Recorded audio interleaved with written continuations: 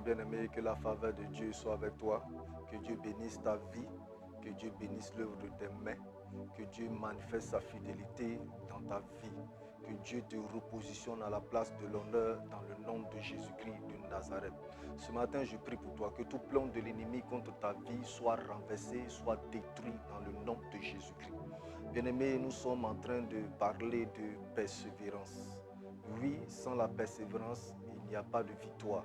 Sans la persévérance, il n'y a pas de succès. Et nous allons lire notre texte ce matin encore dans Hébreux chapitre 6 au verset 12. En sorte que vous ne relâchez point et que vous imitiez ceux qui par la foi et la persévérance héritent des promesses. Bien-aimé, ce verset lui-même déjà nous plante le décor. Si tu veux hériter de tes promesses, c'est la persévérance. Oui, la persévérance t'aidera à hériter des promesses. Sans la persévérance, tu tourneras en rond. Sans la persévérance, les choses resteront bloquées. Sans la persévérance, tu seras toujours à la place de la misère, à la place de la honte. Et ma prière pour toi ce matin, c'est que le Seigneur te repositionne dans le nom de Jésus-Christ de Nazareth. C'est que le Seigneur te repositionne à la place de l'honneur. C'est que le Seigneur te repositionne à la place de la faveur dans le nom de Jésus-Christ de Nazareth. Et que la main de Dieu soit sur ta vie et dans ton histoire. Que tous ceux qui avaient prémédité de te voir à la place de la misère, que la honte retourne dans leur camp dans le nom de Jésus-Christ de Nazareth. Bien-aimé, la persévérance est souvent synonyme d'un long travail très fastidieux. Un travail de souffrance, de renoncement et de sacrifice. Et beaucoup de bien d'autres choses. Bien-aimé, si c'était évident, tout le monde atteindrait ses objectifs. C'est justement parce que ce n'est pas évident que très peu de personnes arrivent à destination.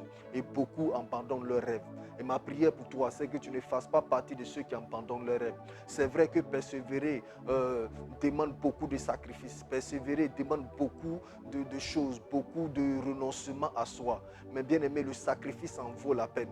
Parce que la victoire qui sera ton partage à la fin de la persévérance va te donner beaucoup de joie, va te donner beaucoup de bonheur. Et ma prière pour toi ce matin, c'est que tu fasses partie de ceux qui font ce sacrifice-là. C'est à cause du sacrifice à faire que beaucoup abandonnent. C'est à cause du sacrifice que cela donne que beaucoup n'arrivent pas au bout. Mais je ne veux pas que tu fasses partie de ceux qui n'arrivent pas au bout. S'il y a un sacrifice à faire, fais-le.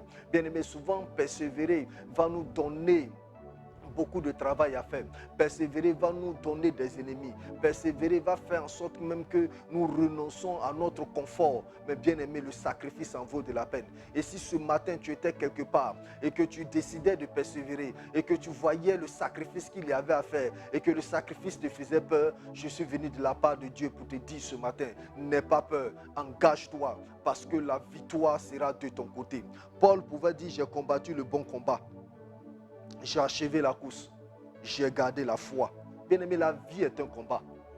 Et chaque combat nécessite beaucoup de sacrifices. Et ma prière pour toi ce matin, c'est que le combat dans lequel tu es engagé, que la victoire soit de ton côté dans le nom de Jésus.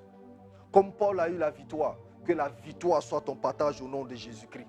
Bien aimé, peu importe ta condition d'aujourd'hui, le sacrifice en vaut la peine. Oui, c'est vrai que tu n'auras personne pour t'aider. C'est vrai que tu n'auras personne pour te soutenir. Mais il y a Christ qui te tient par la main. Et si Christ te tient par la main, la victoire sera forcément de ton côté. Avance, bien-aimé. Oui, avance, bien-aimé. Oui, avance, bien-aimé. N'abandonne pas tes rêves. Ne relâche pas.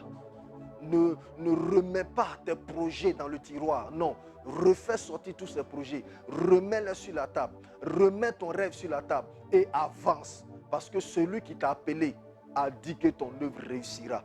Il est capable de t'amener jusqu'à destination parce que c'est lui qui t'a appelé. Donc ne crains pas. Accroche-toi et n'abandonne pas ton rêve.